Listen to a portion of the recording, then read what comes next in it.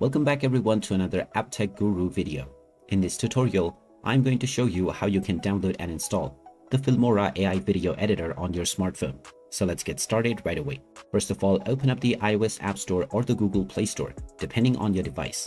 Once you open it up, you can tap on the search box and then type in Filmora to begin your search. Now you will find two versions of the application, where one says Filmora HD and the other one is just Filmora. You may use whichever version you wish. Just tap on your preferred application and then press the install button.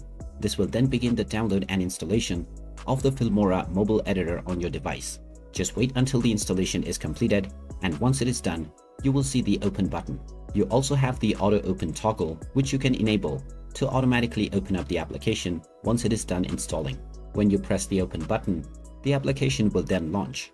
And now you may sign up or log into your Wondershare ID or start creating your projects without logging in.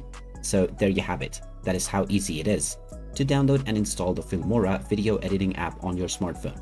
If you find this video helpful, don't forget to hit that like button and subscribe to our channel for more useful tips and tutorials. Thanks for watching, and I will see you again in the next one.